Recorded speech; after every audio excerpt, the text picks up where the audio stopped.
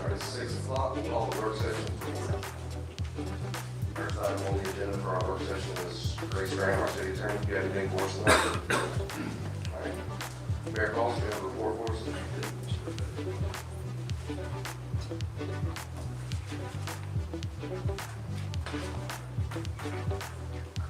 Good evening. Oh, on the mayor's report, we've got a few little things we got started here, which is our Main Street, streetscape. We received a $1 million grant for that, and we started this past week, cutting our asphalt, getting ready for this, north side of 25, to go in and do our streetscape, which is parking, landscaping, greenery, really to beautify the street. And also be on 31, on the east side of 31, widening of the sidewalk, and it'll also get the greenery, landscape and all of it. Really gonna beautify that whole section there that we've been working on. So it's gonna be a lot of traffic problems. If the citizens can try to find an escape route. But I do understand that's one of the major intersections, but if they just bear with us, we'll get this streetscape done. So we're projecting it to be done by December. So that would be really fascinating to see this streetscape move this quick. That's some of our streetscape project, just showing some of the work that we've been started. You see the marking where we have on the pavement, and that's where we cut the pavement. So now we are actually started taking some of the asphalt up. This is Main Street. This is the Cosby building. So on the left, you'll see all of the old wood. It's been up there for years. So we've started now demoing all of the old debris there to try to get it off and take some of the roof off from it.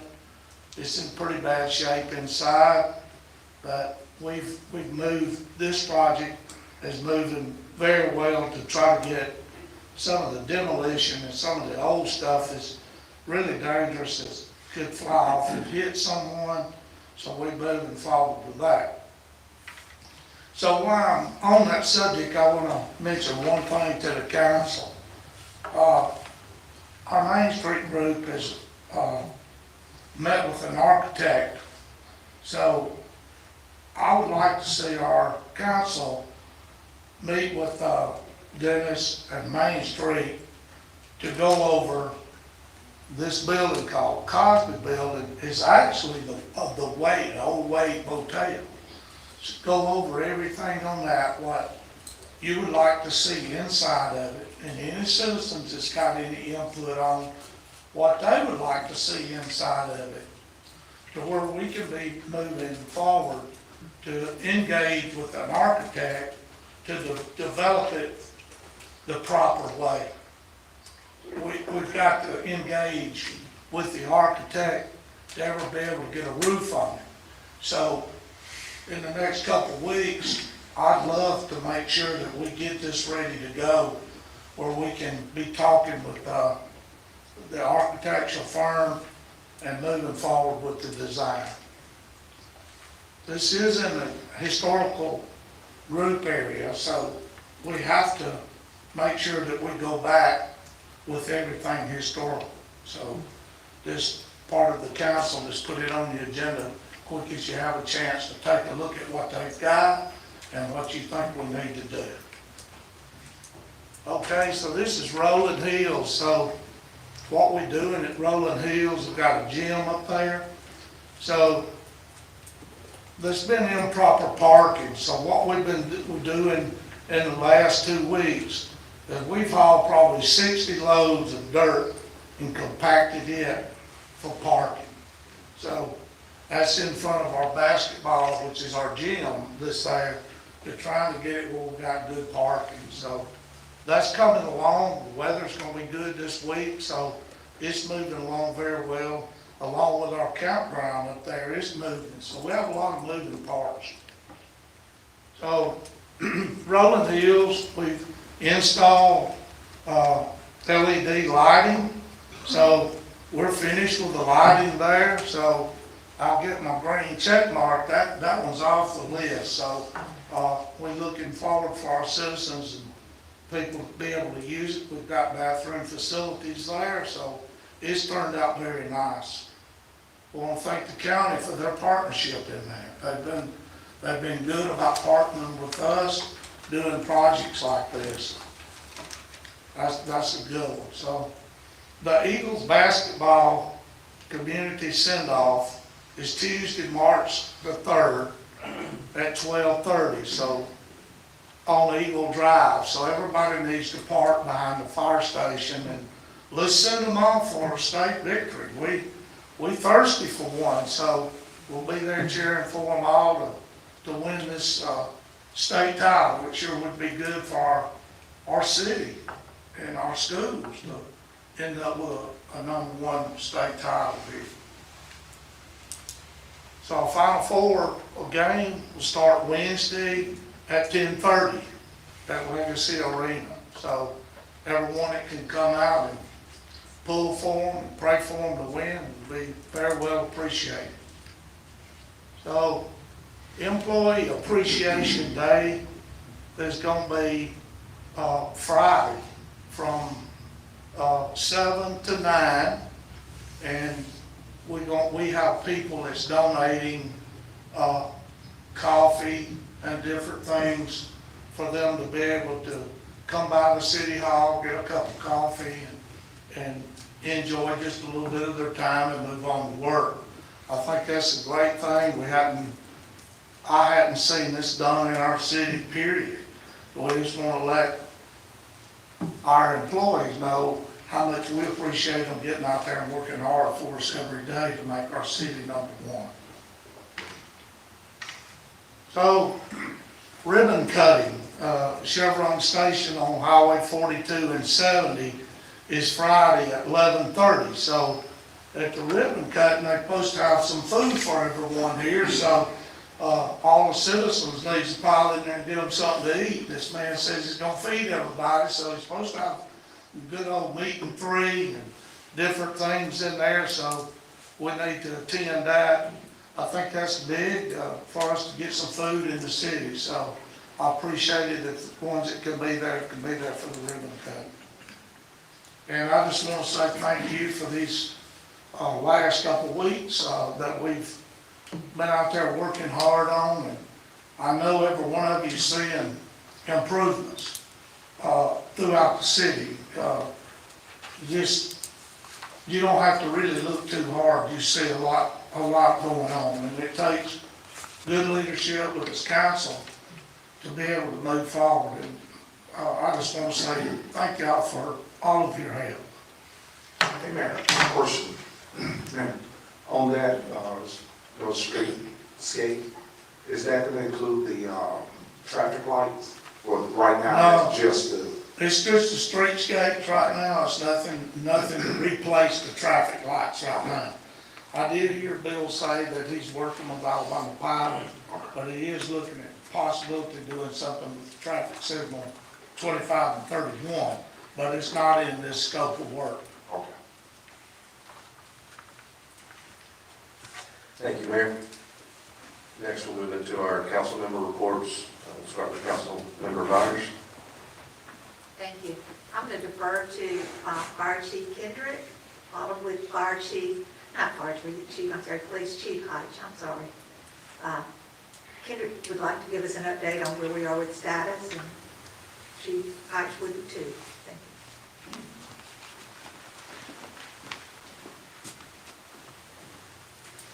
I'm just going to share the run data for February 2026. Last month we ran 258 emergency responses. That's a 10% increase over February of 2025. And over the past 7 or 8 years, our annual increase in call volumes averaged 7.9%, but we're starting to see a little bit of an uptick from that. So we continue to get busier as the city grows. All right, that's it. Did we have overlap like 20%? Oh, yeah, so our call overlap again was about 20, but between 25 and 29%. I couldn't get accurate data from our software this month, but just looking at the, what data I could pull, this is still running about just under 30% for our call overlap. That means we have multiple calls going on at one time. What that does not account for is calls that require more than one apparatus, such as a wreck or a full arrest or a house fire, where everybody might be tied up. Those are just multiple calls dispatched at one time.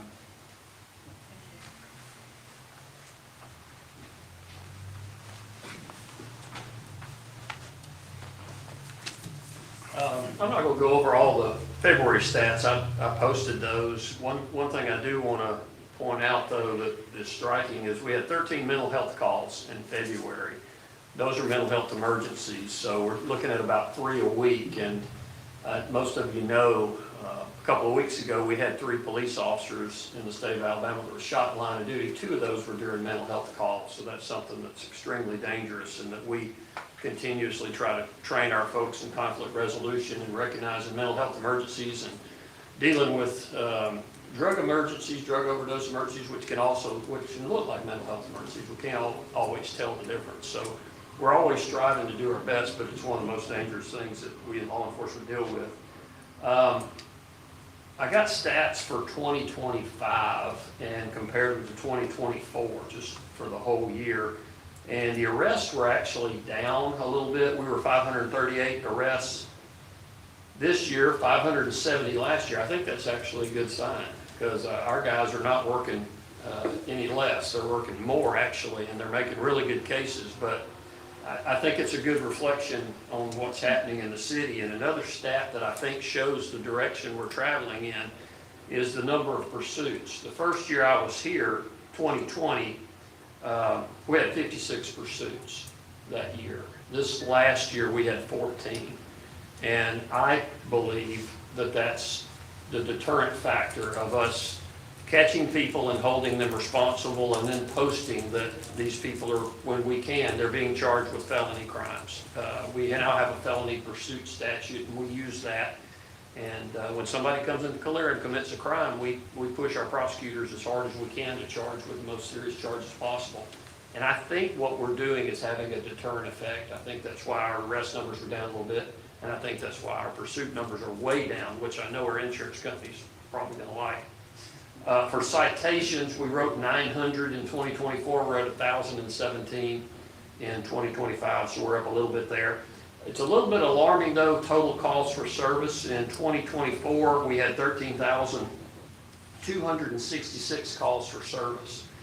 And in 2025, we had 17,873. That's 4,607 more calls this past year than the year before, with basically the same level of staffing. That's a 35% increase in our number of calls. So I think that's something that we need to keep our eyes on. I'm glad to see that some of those statistics, the number of arrests and the number of pursuits is down, but the calls for service are not going down. So, I think that shows that we're at least moving in the right direction. And I don't want to say this without crediting our citizens too, because I know I sound like a broken record, but we solve so many crimes based on feedback from our citizens. And when we put something out publicly, whether it be on the news or through social media, and we ask for help from our citizens, Calera citizens help. And that makes a big difference. We couldn't do our job nearly as effective if it weren't for that. So I think having transparency and trust is vital for a police department. That's all I got.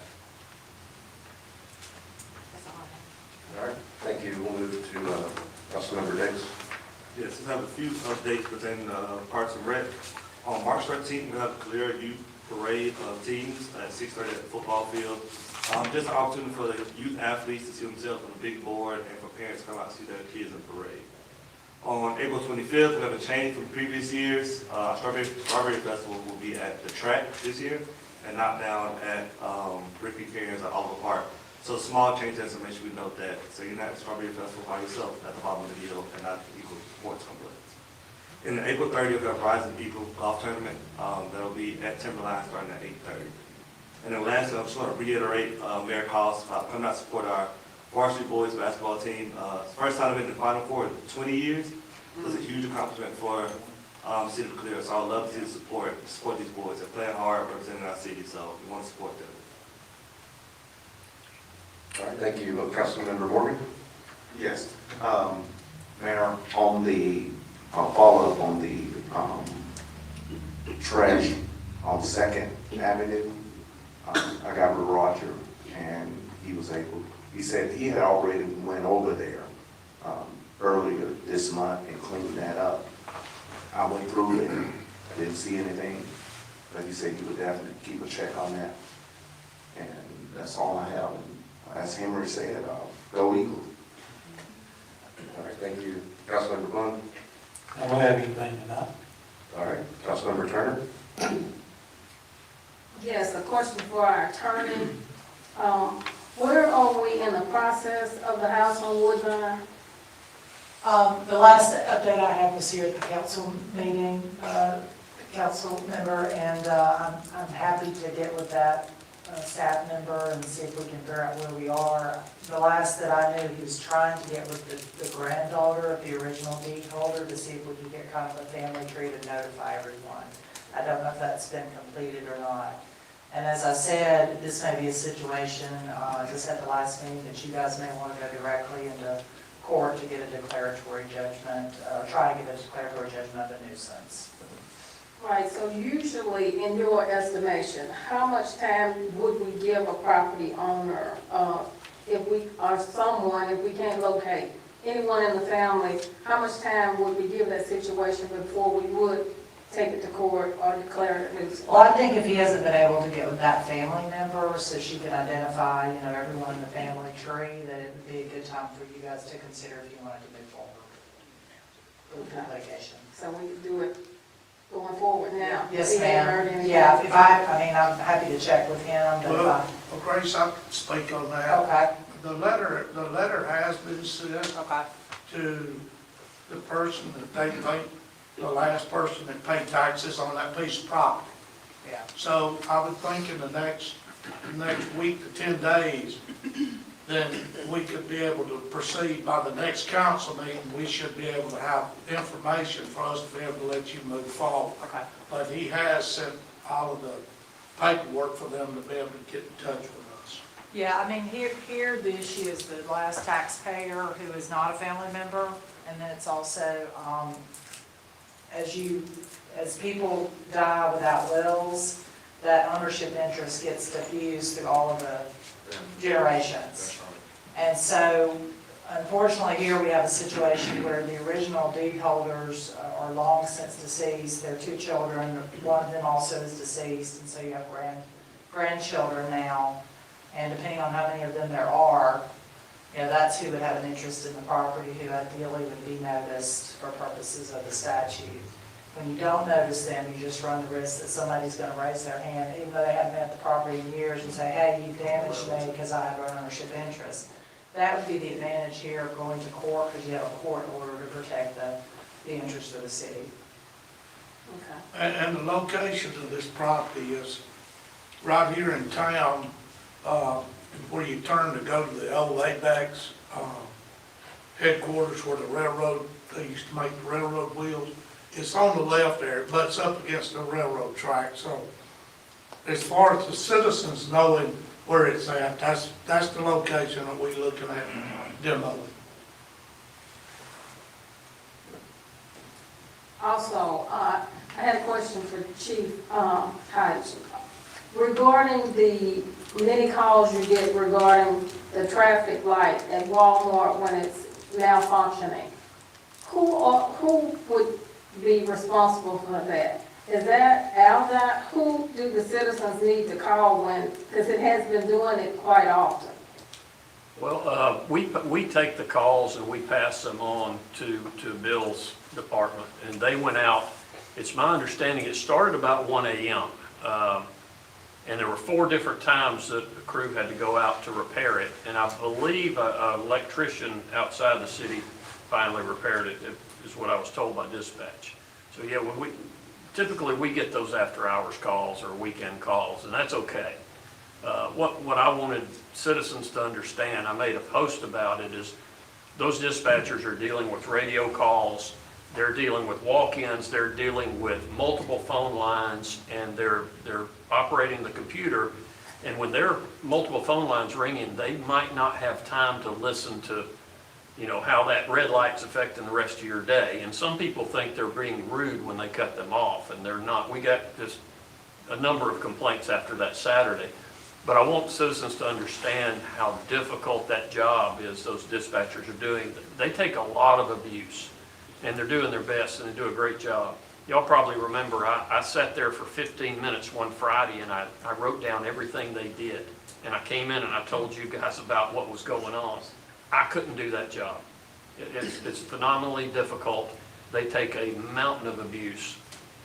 And I don't tell them enough how much I appreciate them, but could you imagine taking all of just dozens, if not maybe hundreds of calls of angry people? Every time the train stops, every time 65's backed up or traffic lights aren't working, that's who gets the calls. And I don't know, I think that's a job that's vastly underappreciated. And I hope, when I post that, I hope citizens figure out that they're doing the best they can, and they don't, if they have to cut you off, they may be talking to somebody suicidal on the other line. They may be dispatching somebody to, a fatal accident or whatever, or a burglary in progress. So they can't always just chit chat. Thank you for asking about that, though. But yeah, we wanted the citizens to know that y'all have a large volume of calls coming in. So when something malfunctions, they just have to give you the proper amount of time for it to get handled. And it's a blessing to have our local dispatchers that know our streets. They know many of our citizens. And, that 911 does a great job, but you're somebody that's not in our town, if we contracted with them, is patching the calls through, and often they don't know our geography, they don't know what's going on in Calera. So for us, for the citizens of Calera, I think it's a huge benefit to have our own local dispatch here. Okay, that's all I have. Thank you. All right, thank you. Just one thing from me, I just want to remind the public that our next scheduled council meeting is not going to be the 16th as normal. It's going to be pushed 1 week to March 23rd due to a conference. So the next council meeting will be 3/23 at the same time as normal, just a week later. That's all I had to report tonight. We have 7 minutes. Is that enough time for the cadets? Or do we need to wait until 6:30? You ready? Come on. All right, we've got our police cadets here that need to be recognized.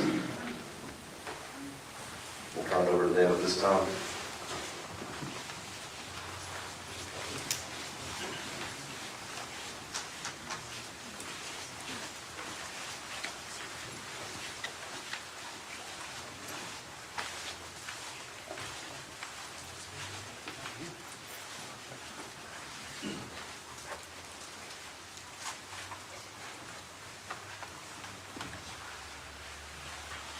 We've got a great group. You got to smile, guys.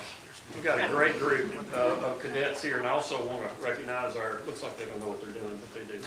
I want to recognize our advisors. I've said this before, but my son was part of a program just like this in a large city department, and they couldn't get advisors. And we've had wonderful volunteer advisors that have worked with these young people since I've gotten here. I guess we're going on our 6th year of having this program, and we're very proud of these guys. They've overcome some difficulties, as the mayor pointed out. We had some language issues, but we're overcoming those, and I think it's fun. I think it's cool. I think it's cool that we have that, and these guys are going to win a lot of trophies in the future, and we want to send them to nationals. I want them to be able to go to one of the national competitions, and we've had some really nice donations. I want to mention Mississippi Lime. They gave us a very nice donation for our cadet program. Very proud of them for doing that. That was very kind. Now, one of our wonderful leaders here, Damon's going to talk to you a little bit about the competition and how these guys did. So in January, we had our competition for our cadets. It was a competition with posts from across the state, from Georgia, I believe Florida, even possibly Mississippi. I can't remember for sure. But our guys competed in DUI traffic stops and burglary in progress, officer down, and so many more events. We actually had our 2 corporals place in an event. They placed 3rd in DUI traffic stop, so we're very proud of that. Our posts, we go week by week trying to just teach the kids what to do, how to handle situations. It's called a mentorship, showing them how to, grow up in this field. So we are extremely proud of how they've acted and how they have showed up and showed out each week. At this time, we also want to do a promotion for one of our cadets. So we've got the 2 corporals. We've tested them. We've went through a process with them. This time we want to promote Heidi Amaro to our sergeant for our post.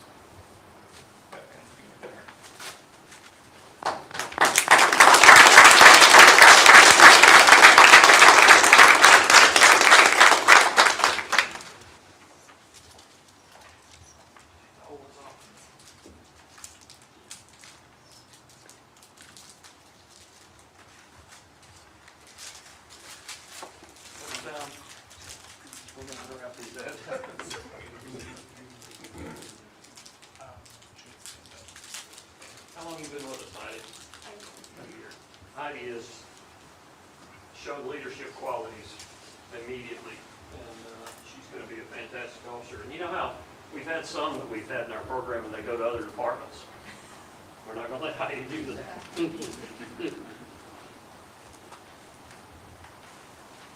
but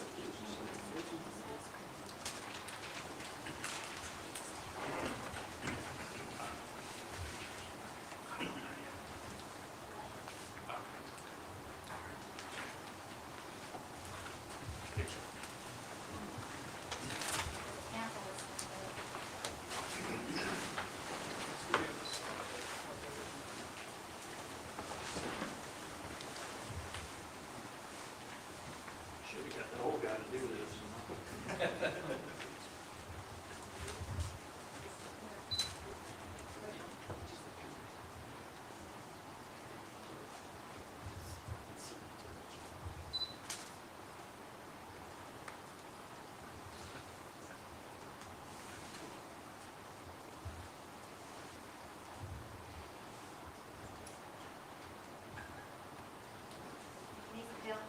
Yes.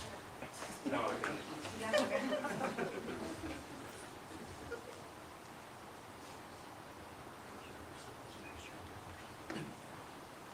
There we go.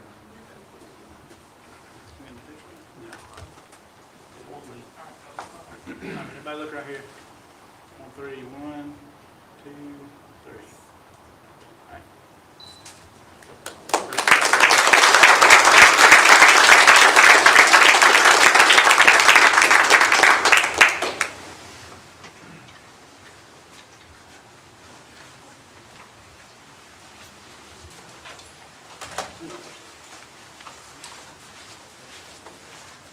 Thank y'all for representing Calera. We're very proud of y'all's accomplishments. Our regular scheduled council meeting will start at 6:30. Have that perfect, didn't it?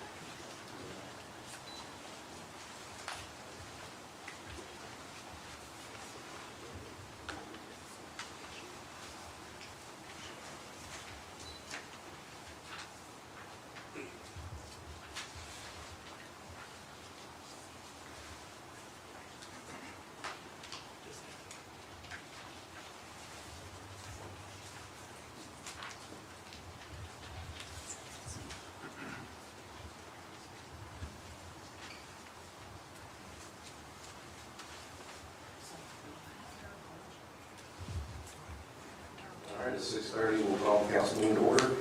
This time we have Pastor Paul Armstrong of Journey Baptist Church, so let us in the prayer and the pledge of allegiance. Appreciate the opportunity. We'll stand, salute the flag, and pledge.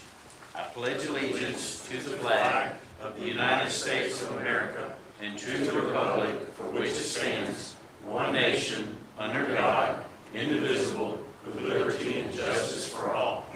Let's pray. Father, we come before you tonight, Lord. We thank you for this opportunity. Lord, we thank you for the freedoms that we enjoy in this country. We thank you for our country that we stand for freedom and liberty. Lord, I pray you be with our country during this time. I pray that, Lord, you just be with this meeting tonight. I pray and thank you for the leaders of our city, our mayor and our council, Lord, for our chief and the police officers and fire department, Lord, and every division of our city. Lord, we thank you for a great city to live in. We thank you for the opportunity to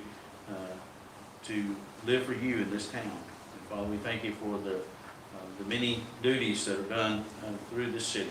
We pray you will bless this meeting tonight. We pray that we might honor and glorify you in all we do. In Jesus' name we ask. Amen.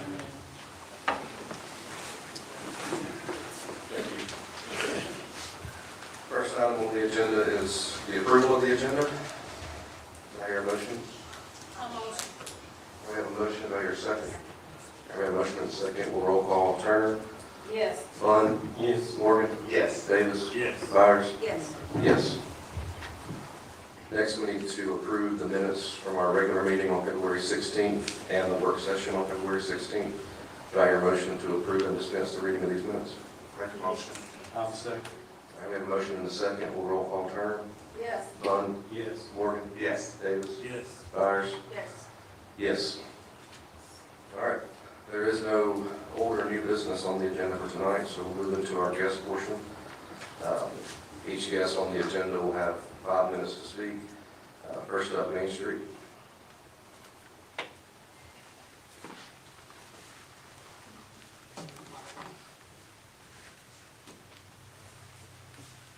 So we have been busy on Main Street. If you have been downtown recently, touching base a little bit on Mayor Call's update. This is how the Cosby Building looked last week, and this is how it looks today.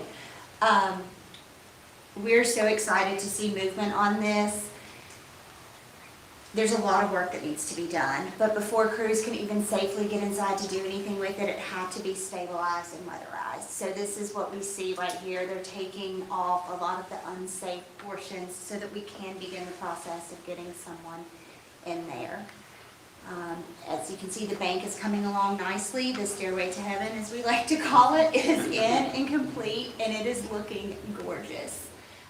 Miss Nidra added a new mural to the back of her bakery. We just really love what it does. I think it speaks so much to who she is and the heart behind what she brings to the community. Just a couple quick things before we get to Ray that I did not add slides on. Obviously, Mayor Call's touched base on the Highway 2531 streetscape. That is going to be impactful to our businesses, no doubt. However, we want to make sure the community knows that Main Street is open for business.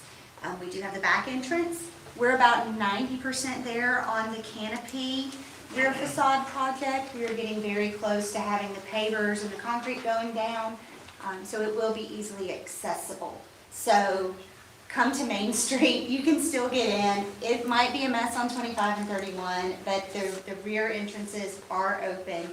It is not slowing us down at all. We are ready to see everyone come in. We are aggressively looking to fill some of those empty spaces now, pushing for 2 dining establishments by the end of the year. So we're aggressively looking for anyone. In fact, I can't go out to eat without asking to speak to an owner to ask if they're interested in another location. So we do have some open vacancies there on Main Street that we're looking for. But yes, construction is progressing very well. Keep coming and supporting local, and we're ready to see everybody. Awesome. So a couple of quick things, since we're already here, we might as well go over this slide. So we have our first car show of the event season coming up in 2 weeks in downtown at the courtyard. So we're gonna kind of do a St. Patrick's Day theme. Since it's the day after St. Patrick's Day, we're gonna have the Luck of the Hot Rods car show. So tell all of your friends who have cool vehicles to come, hang out, show off all the things that they've done, because everybody knows if you've done work on a car, you're very proud of it, because it takes a lot of time, effort, and grease. Something else exciting that we've been doing, so we've been working very hard with the Senior Center to promote some of their events, get some more seniors active and in this community of the senior center because it's just such a great community over there. They have a lot of fun activities that they do every week, so trying to encourage more and more people to go. But the senior center has never had its own logo. It's always had a piggyback of the Calera city logo. So that's something that we've been working on for the last few weeks, is creating them a logo so they have something to brand t-shirts or flyers or whatever else they need branded.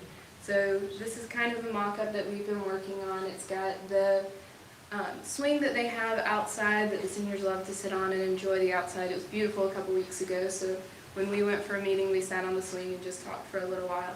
But that's what we've been working on thus far. It's still a work in progress, so we're still tweaking some things, but we're excited to be partnering with them in the next few months. And then First Fridays are back, so our first two First Fridays are going to be our April crawfish boil, sponsored by ERA King.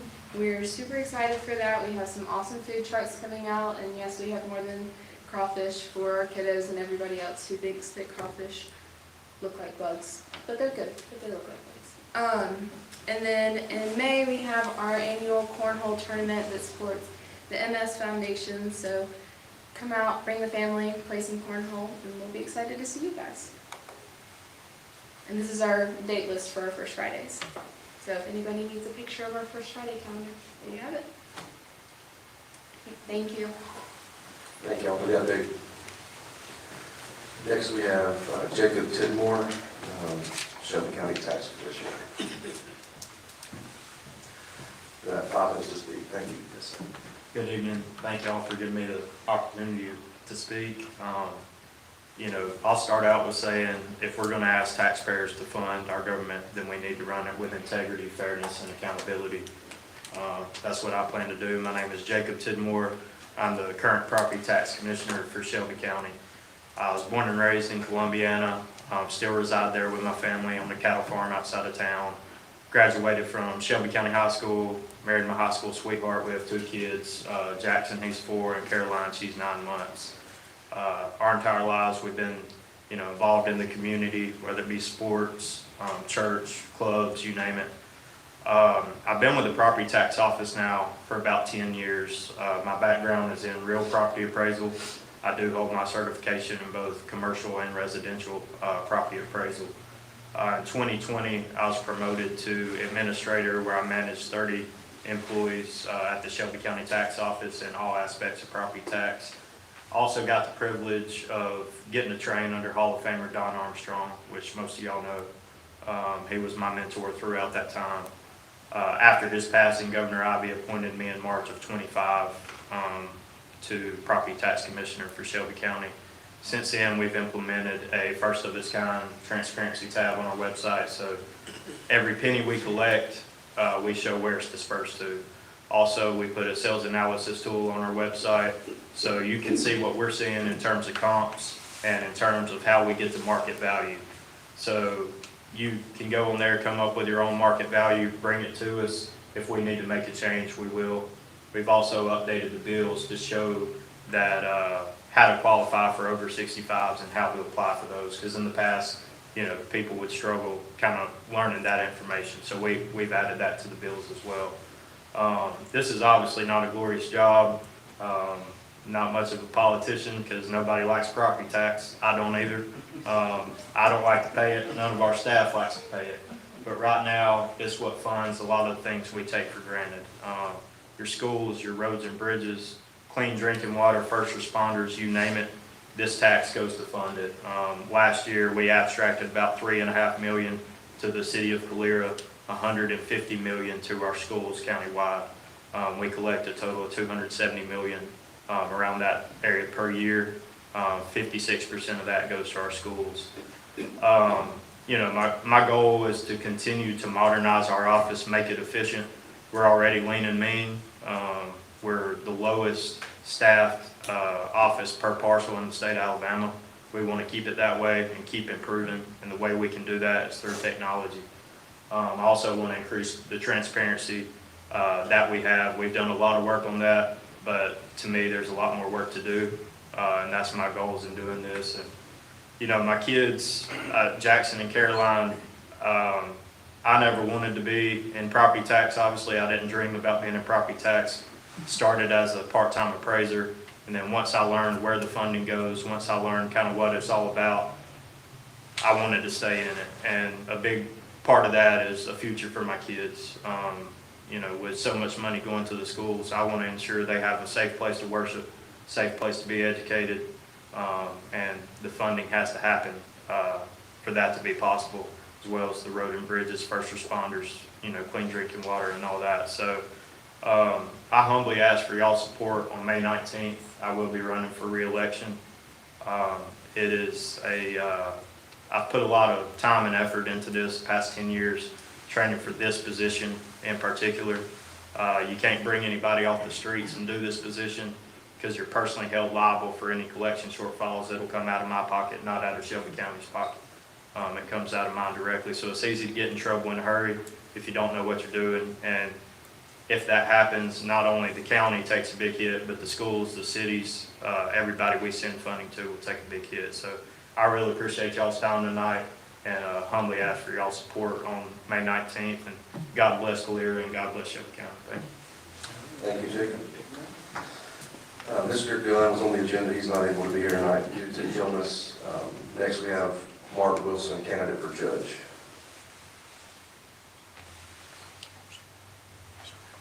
All right, next we'll move to Jay Wilburn, candidate for judge. You have 5 minutes to speak, sir. Thank you.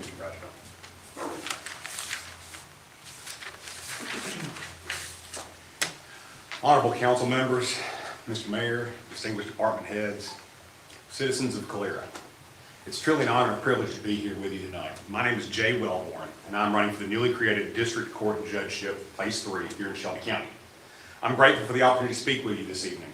The citizens that helped build this county here in Calera are what makes it today.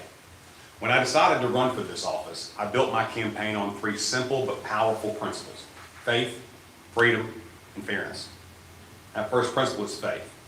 My faith guides me in how I live, how I treat people, and how I make decisions.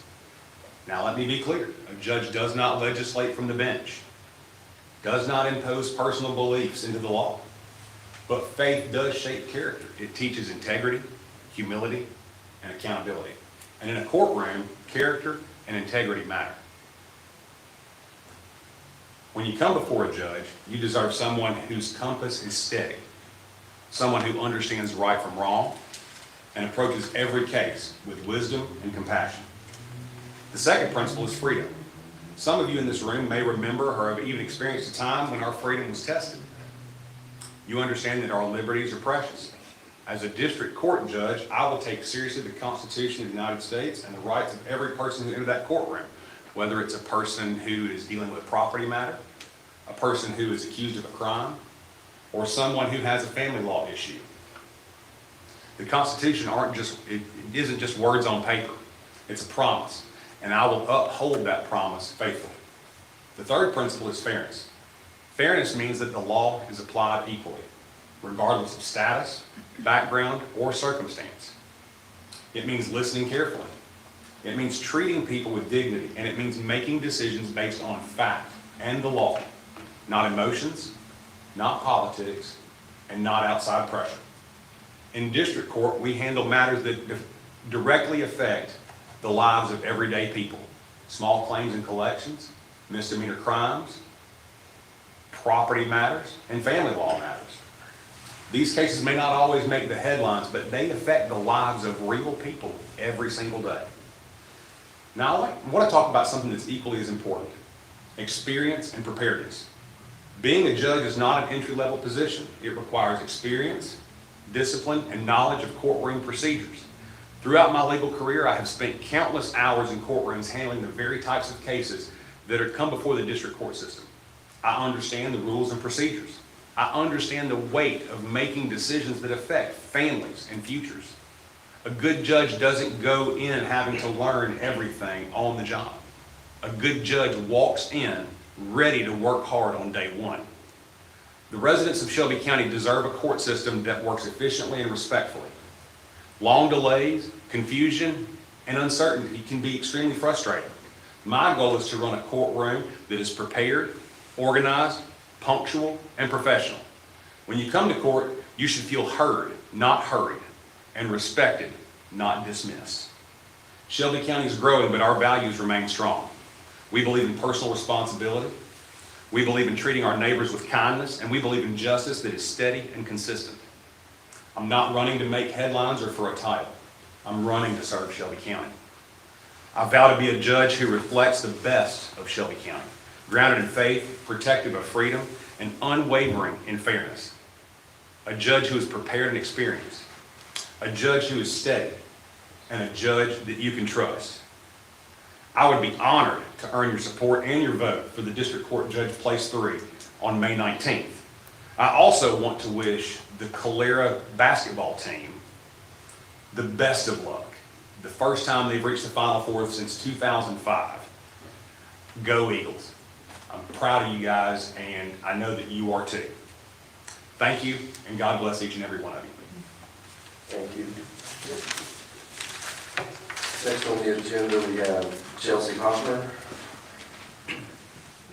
No, I'm going to get Chelsea. I'm actually here on her behalf. My name is Blake Wynn. I wanted to bring up some handouts, if that's all right. Yes. I'll make sure you have 5 minutes on the time. Okay. Thank you. I probably won't do it.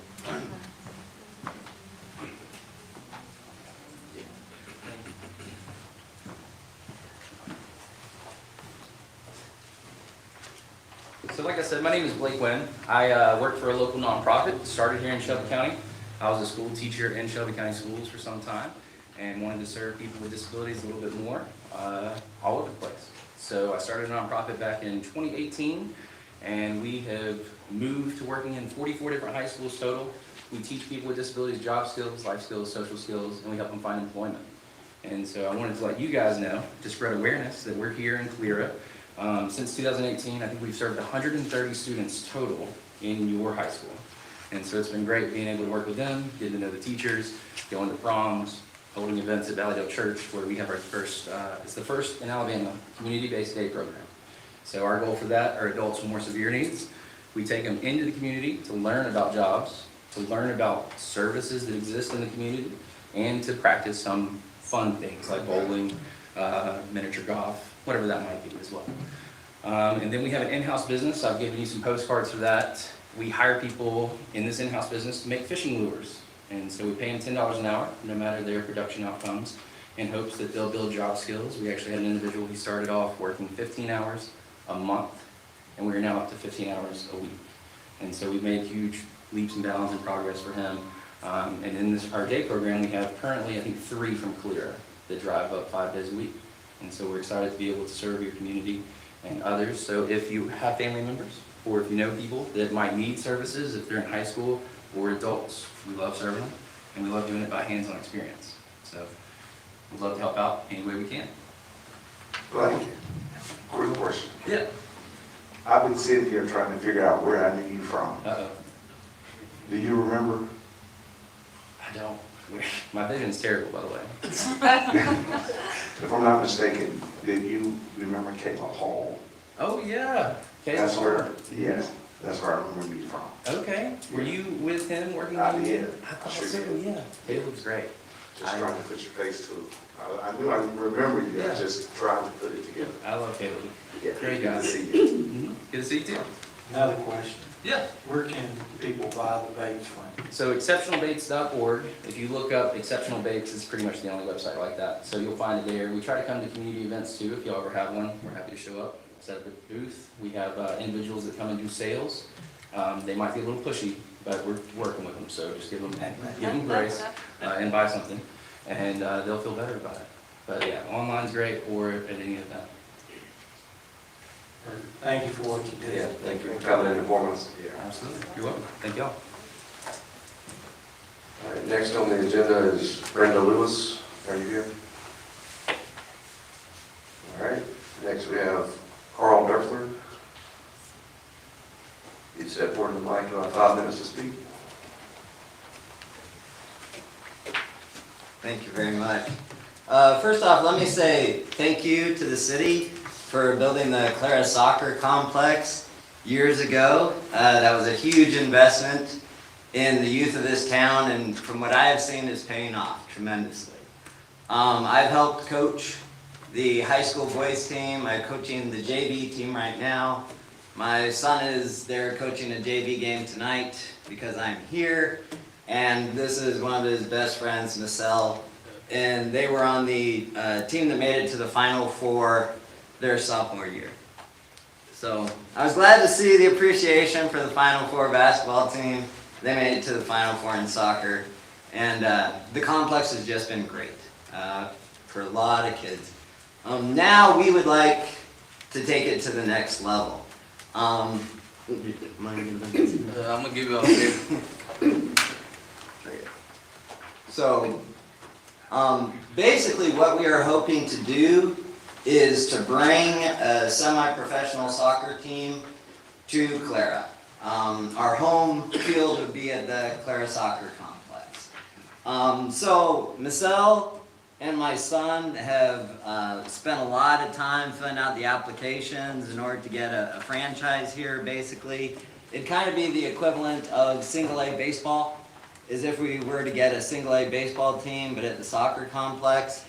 And it would give our players a path after high school. The city has done an outstanding job of helping them up through the rec program, helping them up through high school. But there's not a very realistic path for a lot of these players after high school. So this, like I said, it's the equivalent of like single-A baseball. It's called the fourth tier in professional soccer. And it's insured and everything. All they really need now is access to the fields and a partnership with the town to lend it some legitimacy and also to get the backing of the whole town. So what we're hoping for, the vision is to bring the semi-professional team to Calera, build a broad base of support for the club and for UPSL, that's the United Premier Soccer League. That's the league they'll be participating in. And we'd like to broaden the city's already outstanding youth soccer program to include older ages at a minimal cost to parents. So I don't know how many people have kids in soccer, but it reaches the point where they do rec soccer at the young ages, and it's a lot of fun. It costs around $100 to participate, and there's a lot of kids that stay involved in that. But then once you get to the older level, that's when it becomes club soccer, and it's really expensive. They pay a lot for coaches, they pay a lot for travel, and there's a lot of hidden costs. Like they'll tell you, oh, it's only this much. Oh, but then you have uniforms. Oh, then you have travel expenses. And you start to cost out a lot of people from playing soccer. So what we're hoping to do is establish the club, and then long range, if you look down at the vision, once the club is established, then we will provide players as coaches, we can provide players as referees, so that once they're out of the rec program, we can provide a club experience for them here in Calera. And we're more than happy to do that. So the number one thing we need right now is a place to play, right? That's like the basic thing we need, and just work that out with the park systems. Right now, Upsall has approved us. Everything's legitimate, but we need a place to play. We're on the roster and everything else. So we are happy to pay that if we have to, but we're kind of hoping that the city would make a commitment to us, and then we would make a long-term commitment to them. And I know this is the United States, and a lot of people don't follow soccer all that closely, but that's the way it works in countries that do really well in soccer. And if we're ever going to help you succeed at the next level, then we've got to reduce the cost for them. So the way it works in other countries, you establish a club, and then the young people want to play for that club. And that's what we're hoping to do in Calera. So I got a question for you. So Sure. if you all do establish the club with our great facilities that we have, Yes. do you anticipate travel soccer leagues coming to the city for tournaments? They can, again, once we enter into a partnership with the city, we are more than happy to do that if you want to bring in that type of revenue and assist businesses. We are happy to do that. We do, however, want to keep costs low as we can for our kids. So if we have kids travel to other places, we want to use any money we generate from ticket sales to go toward helping the youth. That's kind of vision we have, use the ticket sales to help the youth program. Have you spoke with our director of the park, Drew Carcampi? I spoke to him, and we're gonna have a talk tomorrow at 9 in the morning about the fields and stuff. He said they were, like, for the most part open, because we would only need them for 5 home games. So, yeah, I think he would give us a chance to use them and rent them out. Yeah. I'm very interested in it. I know our soccer program has went down over the past few years, and I spoke with our director about getting our soccer program to the top level. So I want it to go to the top level. As much as we could do as a city to help, I think the council would try to work with you all to try to help move things forward with our city. We would love to do that. We know we're over our time, so just kick me out whenever you need to. You're good on Q&As, yeah. Okay, all right. You're the only semi-professional team, or would be the only semi-professional team in Shelby County. Where are other teams located? There's one more in Jefferson County, in Birmingham. It's called an FCB, Foot Club Birmingham, but they're not doing that well. So I went to a trial there. I saw like the level wasn't as good. So me and Carl, we brainstormed and we brought like, we thought about making a team here. I mean, we got approved by the league and everything, and we just need like some fields to play the home games. So the teams that play y'all, where would they be? Right now we're in the Southern Georgia Conference, so we would be the only team in Alabama. So like by us playing well, I feel like we could make more clubs like join the league here and like get soccer going little by little. So teams would travel here to play. Yeah. What is your dates as far as when you start? The first away game is March 21st, and then the first home is March 28th. So we really need a field by the 20th. Yeah. That's why I was asking you that. Yeah, we need a field. So you have a team fielded, you just don't have a place to play? Yeah. We've got a team. Okay. And actually, I mean, I don't want to bore you too much with Calera soccer. We have had outstanding players come through our system here recently. My son was all-state last year. Marcel is comparable level. And so we have players that have been outstanding. Calera's always been a few players short of an outstanding team each year. The year we made it to the Final Four, we honestly were a few players short of an outstanding team. Part of the proposal here is the Alabama High School Athletic Association changed the rule about how many guys could stay together during the fall. It used to be you could only have like 5 or 6 players on the same club team that would play together in the school. They changed that rule, so now you can have the exact same players together in the fall as you do in the spring, but you need different coaches. So someone different has to coach them in the fall. We could do that through the club, and then the school could coach them in the spring. And you could keep your players together, and that's what Briarwood and other schools do, and they've had really good success with that. Also with this, I feel like we could bring the high school team to like a higher level, you know, making them play together. They could reach like Final Four. They could reach like the state championship. Like basically like make a BUSA, but for Calera. I don't know if y'all heard about BUSA, but to make it less like cost, more affordable for the people in Calera. That BUSA is Birmingham United Soccer Association. They do all the club soccer around here. And the thing is, I have nothing against BUSA, but the reality is they're not Calera. And I would just very much like to see us have our own club system, and help these kids come up through it, help them stay together, and help them play really well and develop. What's your age The age on this is once you're out of high school. Okay. 16, I think. Oh, they'll let them play Yeah, 16? 16 to like any age. Since Yeah. it's semi-professional. Okay. Mayor, Chairman, what I was gonna ask the council is, since we will not be meeting, again before this season that he's asking for the 21st, I know he's supposed to meet with Drew tomorrow. If the council can agree to give Drew that permission, because it's gonna be after we meet again, if we need to. Was the away game on the 21st? Yeah, the first home game would be the 28th. 28th. I could pull up every home date. No, you're good. The first home game is the 28th. We'll meet on the 23rd. Oh, okay. Yeah.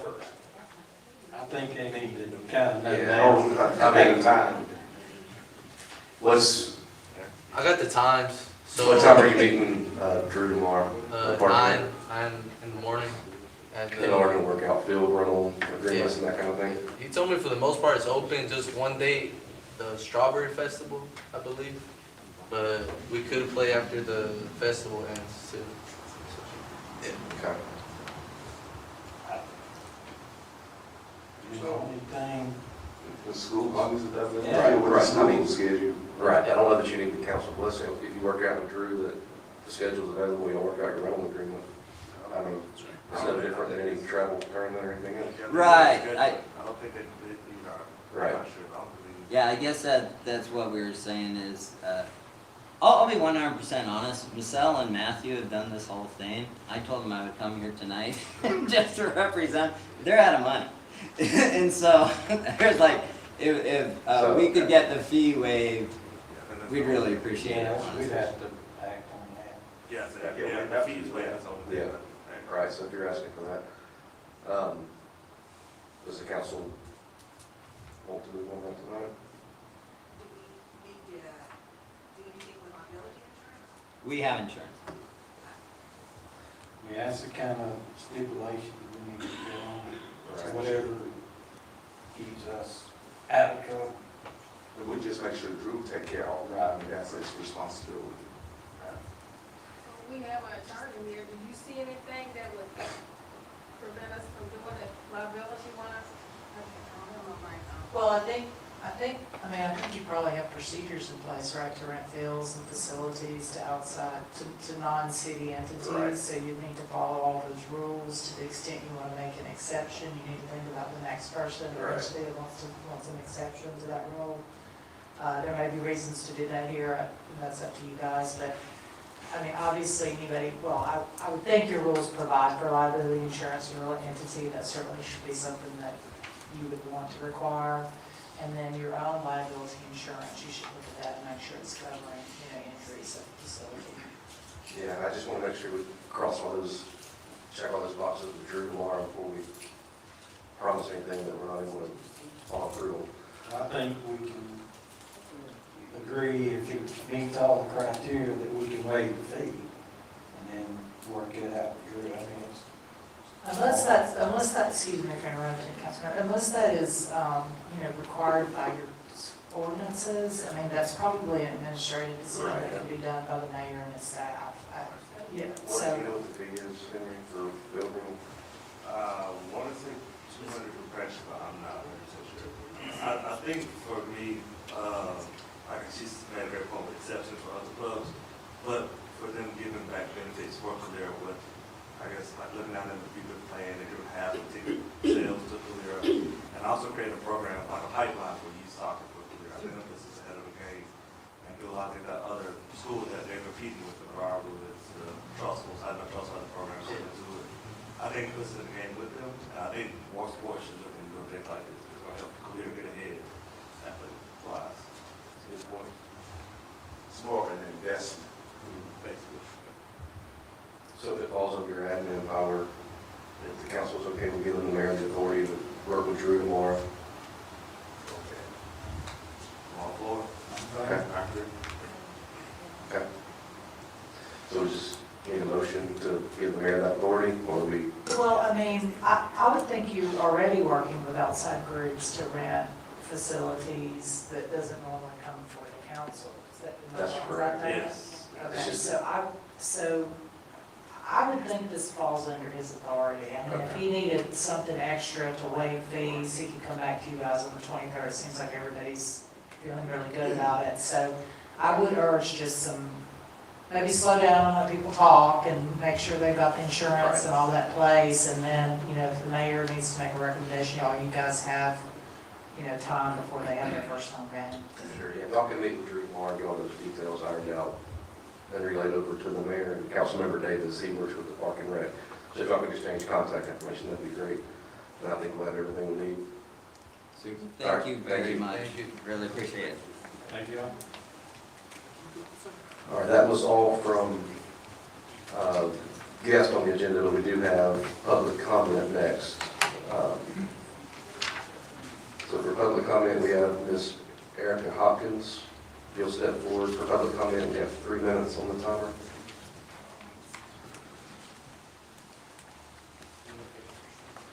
Good evening. Can you all hear me? Hello? Hey, James, the mic isn't working.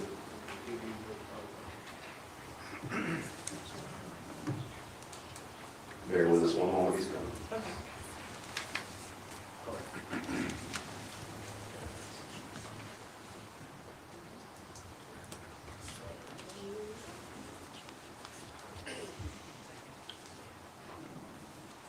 Hello, is that better? Okay. I mean, I can tell. He'll turn it up, give me 1 second.